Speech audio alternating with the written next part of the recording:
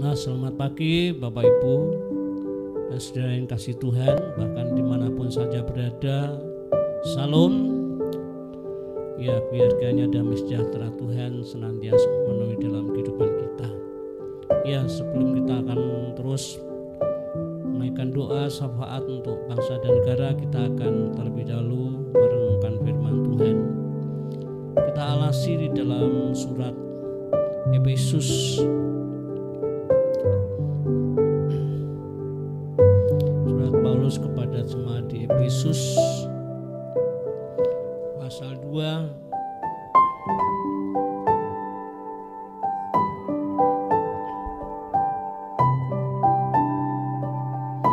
ayat 19 sampai 22. Efesus pasal yang kedua ayat 19 sampai 22.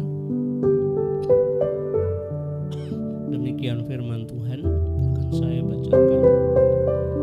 Demikianlah kamu bukan lagi orang asing dan pendatang,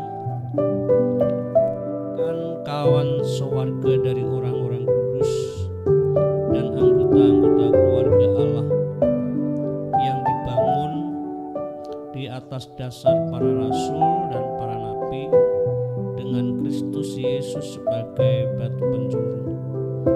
Di dalam Dia tumbuh seluruh bangunan rapih tersusun menjadi bait Allah yang kudus di dalam Tuhan. Di dalam Dia kamu juga turut dibangunkan menjadi tempat kediaman Allah di dalam Roh. Ya, sampai di sini.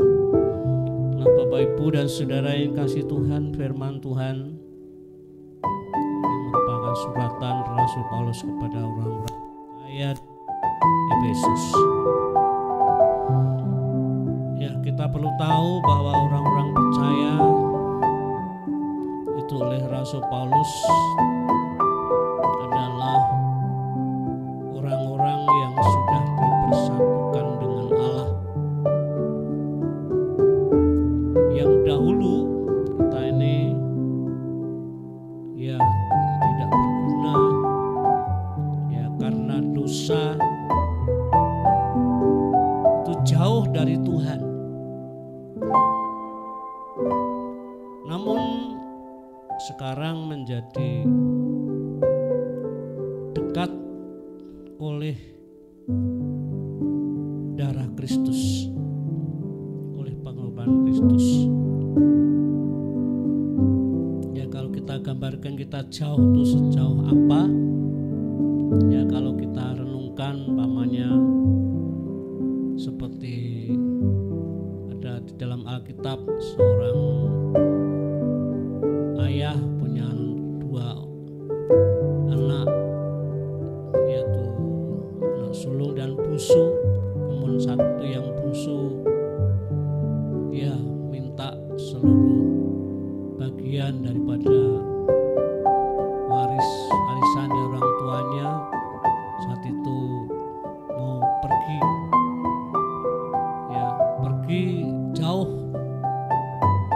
ya, ternyata apa yang dilakukan menghabiskan seluruh apa yang ya hartanya untuk bersenang-senang ya, untuk mencari kepuasan hidup ya. Namun akhirnya bukan sesuatu yang baik terjadi atas hidupnya, tapi akhirnya menjadi melarat ya, menderita kelaparan ya, namun mau kembali bertobat kepada Bapaknya ya. Dan kalau kita bisa gambarkan lagi seperti pada zaman Nuh, bagaimana orang-orang zaman Nuh hidupnya hanya mengejar kesenangan-kesenangan dunia ya, yang tidak memperdulikan Tuhan ya, dia menjadi akhirnya harus binasa ya. Ya, kita ini juga bisa disamakan orang-orang yang sudah dulu itu tidak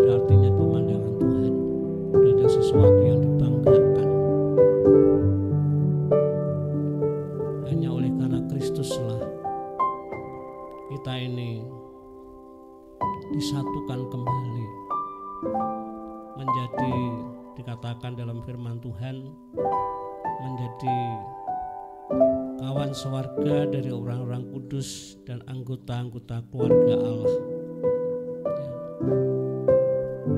Kita ini sungguhnya tidak layak, kita dulu orang asing, namun ketika kita sudah disatukan, kita bukan lagi orang asing atau pendatang, kita menjadi kawan sewarga dari orang kudus dan anggota keluarga Allah. Ya, ini sesuatu yang sangat membahagiakan. Jadi kita dalam hidup ini semuanya tidak ada sesuatu yang dibanggakan ketika kita dulu belum percaya kepada Kristus. Ya, kita ini oleh karena Kristus kita boleh dilayakkan. Nah, Bapak Ibu dan Saudara yang kasih Tuhan, ya kita tidak hanya sekedar menjadi orang-orang atau menjadi orang kudus atau menjadi anggota keluarga Allah saja, lantas kemudian kita ini pasif, ya. Tidak ada sesuatu tindakan, tidak. Tapi di sini ketika kita sudah dilayakkan, kita menjadi warga kerajaan surga, Allah itu menghendaki orang percaya itu terus dikatakan di dalam firman Tuhan yang kita baca ini siap dibangun. Dibangun dengan apa? Ya, dibangun dengan kebenaran firman Tuhan, di atas dasar firman Tuhan, ya melalui hamba-hamba Tuhan, ya juga melalui kebenaran firman Tuhan. Di dalam Alkitab dikatakan para rasul dan para nabi, ya, dengan Kristus sebagai batu penjuru. Ya, meskipun dikatakan kita ini kalau kaitannya dengan bahan bangunan, bahan-bahan yang tidak sama, ada dari batu bata, batu, kayu, ya. Namun kita ini bisa dikerjakan sehingga menjadi suatu bangunan yang rapi tersusun, dikatakan.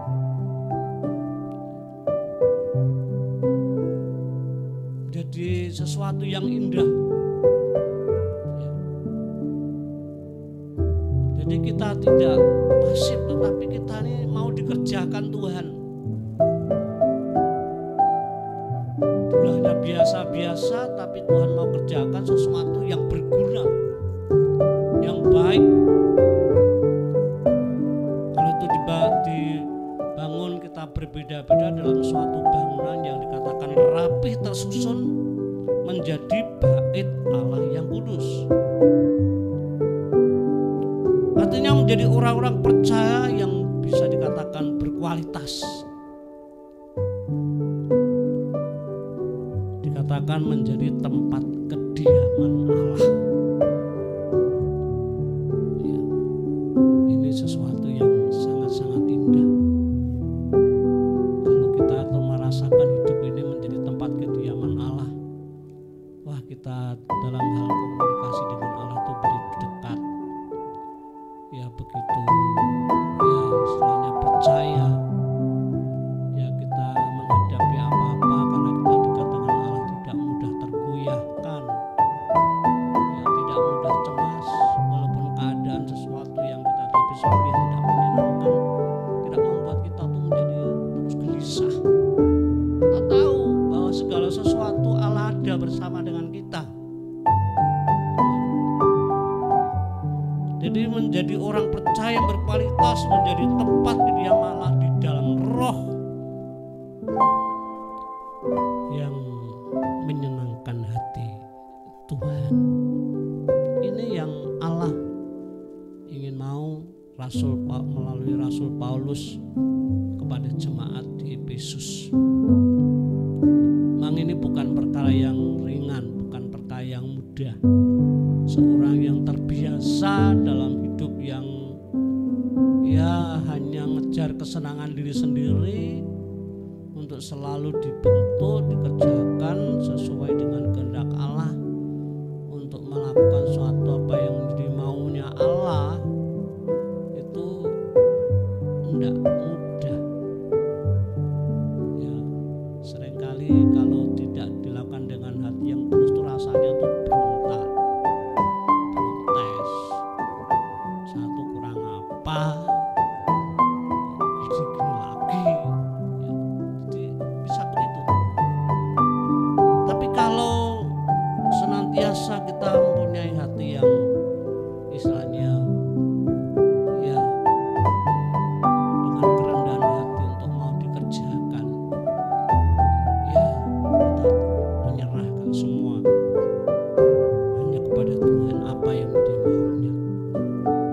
Berat, berkoso, tapi mau, siap ya untuk dikerjakan oleh Tuhan. Jadi ini bukan perkara yang mudah, sebab seseorang itu cenderung mementingkan diri sendiri, cenderung egois. Dari untuk bertindak sesuatu apa yang kehendak Allah itu kadang-kadang tidaklah mudah. Ya. Kita yang sudah menjadi orang tua, perempuan sebagai ibu, pria sebagai bapak, ya, yang sudah punya anak-anak, kadang-kadang kita sebagai orang tua sudah contohnya begini-begini, namun ya bagaimana baiknya kita sudah memberikan, tidak hanya ngomong, sudah memberikan ya tindakan-tindakan begini. Seringkali untuk anak ngikuti itu kadang-kadang kok yo orang tenanan gitu ya, kadang-kadang kita melihat itu. Kadang-kadang saya pun juga hati itu diam bagaimana kesadaran ini bisa dimiliki oleh seorang anak. Jadi bagaimana pamnya dengan dari sehari-hari, ya, pamnya secara kecil sajalah. Pamanya orang tuh pamane barmangan disai, itu kan kecil ya, bar ngombe bagaimana ya. Jadi kadang-kadang kan kalau anak itu kadang-kadang anak yang barbar gitu ya, tapi untuk memunculkan kesadaran itu enggak mudah. Kadang ditonton gini ya, kadang-kadang saya tuh melihat, saya tuh sudah sering kok yen wis iki enjang barang aja musaleh ketok, aja tikung tok, senajan disai tapi kok ndang sisan disai sik gitu ya. Jadi melihat tuh biar kelihatan bersih, harus kadang-kadang bapak itu harus mengerjakan, harus jadi karena melihat yang enggak pantas itu harus bersih. Ya, kadang-kadang memang bukan sesuatu yang mudah ya, bukan sesuatu yang mudah. Nah, kita akan melihat ya, contoh seseorang yang siap dibangun, yang kemudian menyenangkan hatinya Tuhan ya.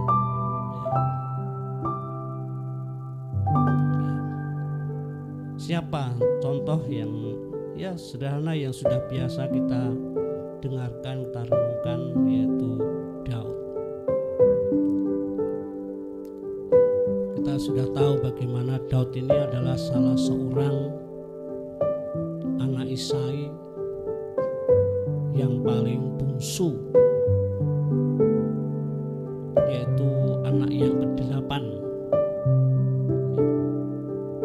Namun kita tahu dalam keluarga ia itu tidak diperhitungkan. Anak-anak Isai ini ada kesempatan jadi tentara Saul. Bahkan mestinya kan kalau sudah tentara Saul kan punya penghasilan yang lebih. Namun Daud ini hanya suruh mengembalakan kambing domba sedikit. Ya. Pada umumnya ketika anak seolah-olah tidak diperhitungkan. Ya, itu kadang-kadang muncul sakit hati, ada dendam. Nah, jadi ini adalah salah seorang anak Ishak yang paling bungsu, yaitu anak yang ke-8, namun dalam keluarga ia tidak diperhitungkan. Ini sesuatu yang secara umum itu menyakitkan.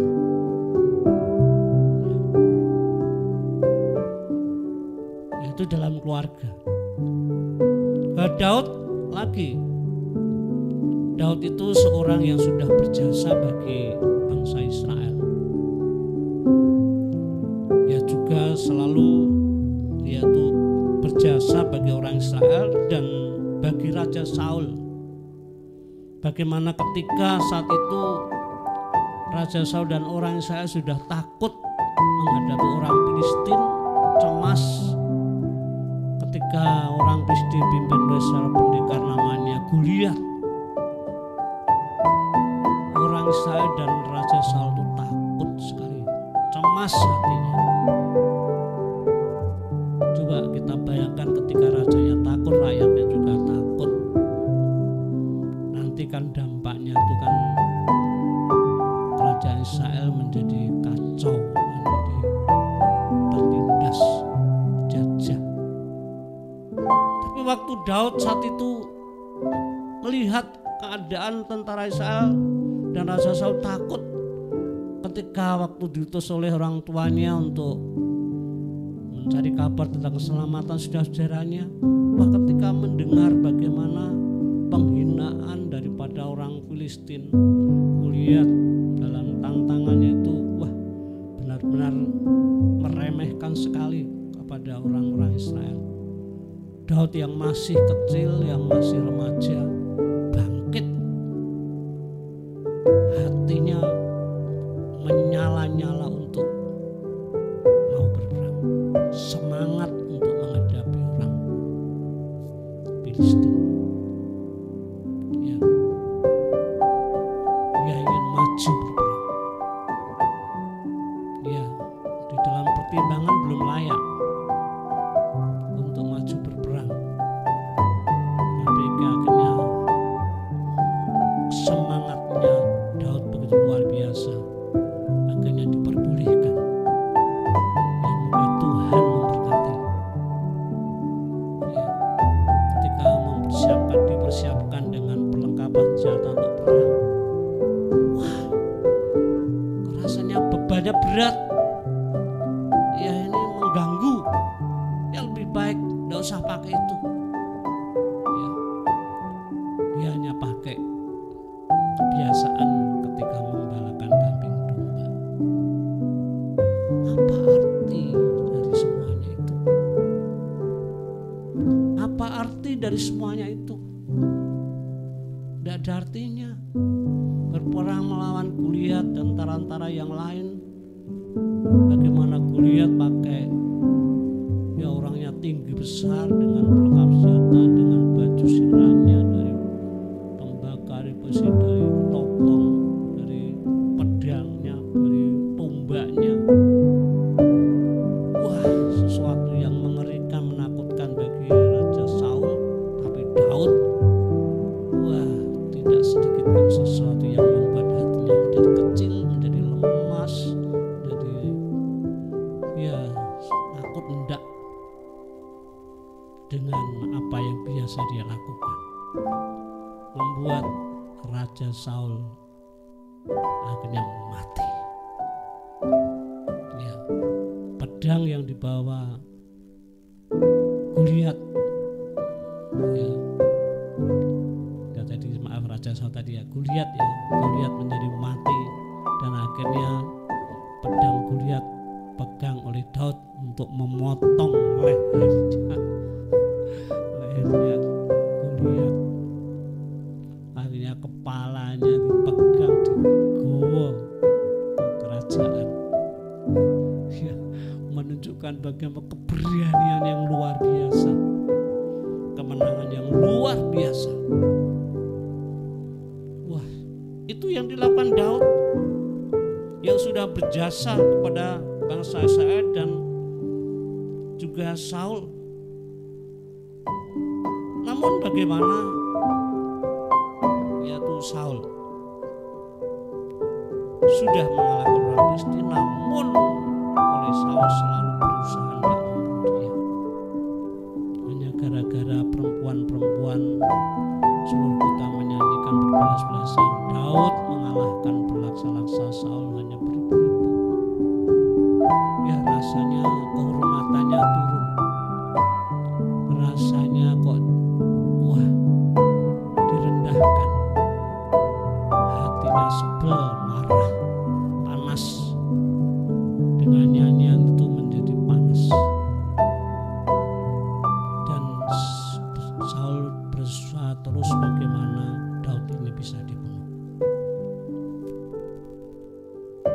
Nah, Bapak Ibu dan Saudara yang dikasihi Tuhan, meskipun Daud tidak diperhitungkan oleh keluarga dan juga selalu diusahakan untuk dibunuh Saul, namun yang kita tahu ini loh dalam benak hati Daud ini kok tidak berpikir yang jahat. Ini tidak mudah ya. Tidak berpikir sesuatu yang jahat kepada keluarganya, jika bagaimana dia tidak diperhitungkan, tapi juga kepada Saul. Apa salahnya? Apa salahnya? Kok harus dibunuh? Oh, Daud bisa saja ya, kalau untuk membalas bisa saja. Oh, bagaimana pendukung Daud itu begitu banyak ikuti Daud. Ada kesempatan Saul untuk dibunuh. Pembantu-pembantunya sudah gregetan untuk membunuh Saul, tapi Daud mencegahnya. Ya. Jadi tidak ada sesuatu yang jahat kepada Saul. Tidak ada berpikir yang jelek, yang tidak baik. Tidak. Inilah sebagai suatu contoh bagaimana Daud ini senantiasa mau dibangun, ya, mau dibangun, sehingga dari hari ke hari, ya dalam keadaan apapun saja, Daud ini menjadi kegemaran orang,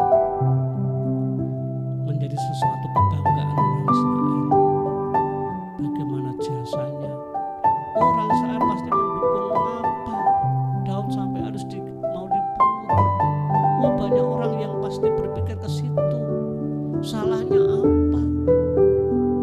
Kok kebangetan Saul? Pasti walaupun itu tidak diucapkan, dikatakan, tapi memang sudah ada bagaimana pegawai-pegawai tentang mengingatkan Daud, bagaimana Yonatan pun anak Saul pun juga membelanya di depan orang tuanya. Secara umum orang Israel pun juga tahu. Ya. Jadi inilah sesuatu yang indah ketika seseorang itu menyerahkan diri untuk dikerjakan, dibangun. Ya. Ketika orang-orang percaya pun juga selalu terus mau dikerjakan hidupnya. Ya, setiap orang percaya yang sudah percaya menjadi keluarga Allah, masing-masing memberi dirinya untuk dibentuk oleh Tuhan. Wah, betapa indahnya. Ya, betapa indahnya kehidupan orang-orang percaya. Ya. Betapa indahnya gereja Tuhan bertumbuh, orang-orang yang cinta Tuhan luar biasa. Ya.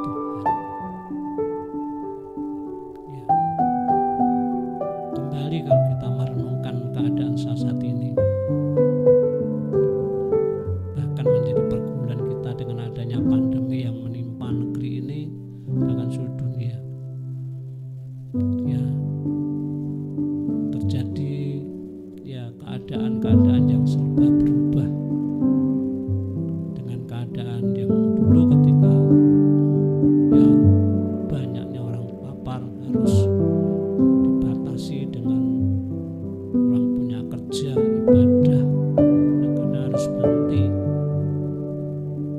Dan sekarang puji Tuhan bisa kapasitasnya 50%, tapi toh seringkali masih orang kadang-kadang dimenabubukkan hal-hal yang hanya tinggal di rumah.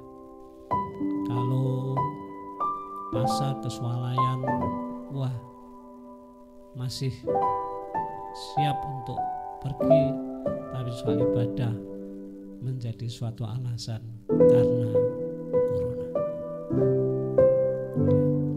Hal-hal yang sebenarnya tidak boleh begitu, tapi seringkali sudah rasanya dimenabubukkan keadaan untuk tidak datang.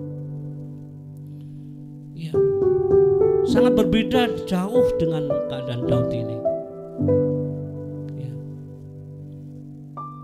kita pilih ya menyenangkan diri sendiri atau mau menyenangkan hati Tuhan. Ini pilihan kita. Memang ketika kita ikut Tuhan, kalau menggenapi apa yang difirmankan Tuhan, kalau engkau ikut aku harus pikul salib dan menyangkal diri. Tidak ada sedikit pun memang untuk kesenangan diri, tapi segalanya untuk kemuliaan Allah, untuk menyenangkan hatinya Tuhan. Nah, Bapak Ibu dan Saudara yang dikasihi Tuhan, inilah sesuatu contoh bagaimana ketika seseorang dia tuh mau dibangun ya, menjadi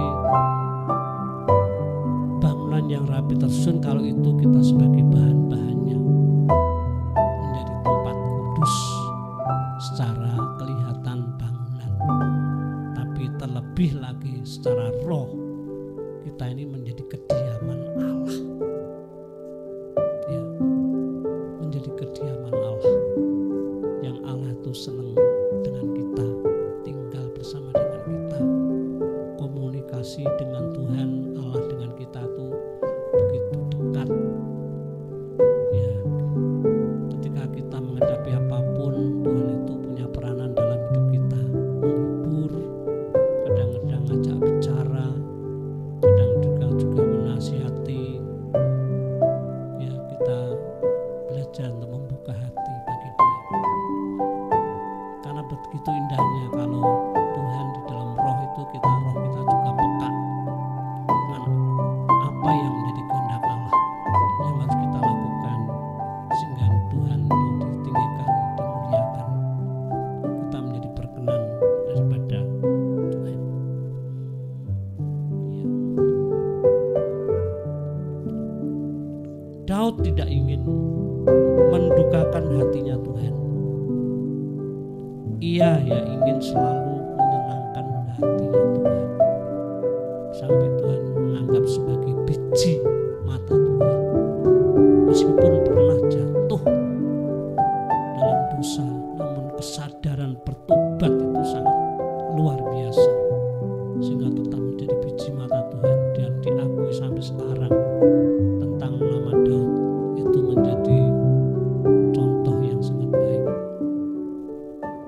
dan juga bisa dikatakan ya tipologi Tuhan Yesus ya. Untuk menyenangkan hati Tuhan memang tidak mudah, namun Daud memang berjuang untuk tidak berpikir yang tidak baik, meskipun apapun yang menimpa dalam kehidupannya. Menjadi tipologi contoh yang sangat menyenangkan. Dan kita sebagai orang percaya dipanggil seperti Kristus. Kita Tuhan harapkan kita menjadi tipologi Kristus. Kristus menjadi tipologi bagi kita sebagai orang-orang Sebagai ayat penutup kita akan membaca di dalam 1 Petrus 2. 1 Petrus pasal 2 ayat 21 sampai 23 yang tidak asing untuk kita. 1 Petrus pasal 2 ayat 21 sampai 23. Demikian firman Tuhan. Sebab untuk itulah kamu dipanggil, karena Kristus pun telah menderita untuk kamu dan telah meninggalkan teladan bagimu supaya kamu mengikuti jejaknya. Ia tidak berbuat dosa dan tipu tidak ada dalam mulutnya. Ketika ia dicaci maki, ia tidak membalas dengan mencaci maki. Ketika ia menderita, ia tidak mengancam, tetapi ia menyerahkannya kepada Dia yang menghakimi dengan adil. Kristus menjadi teladan bagi kita. Tuhan ingin jemaatnya, orang-orang percaya yang sudah tebus itu, kita mengikuti jejaknya, karena kita dipanggil juga ke situ, bukan hanya untuk terima keselamatan. Namun ketika kita ingin mahkota, tidak bisa lepas, kita harus mau ikut ambil bagian dalam penderitaan Kristus. Tapi orang Kristen yang tidak mau berubah, yang tidak mau seperti Kristus, bagaimana mahkota itu ada dalam kehidupan kita. Karena itu bagian penghargaan Allah ketika kita mau dipanggil seperti Kristus yang mau menderita, kita mau ambil bagian dalam penderitaan. Tuhan itu ya sangat berkenan kepada kita orang yang mau seperti Kristus hidup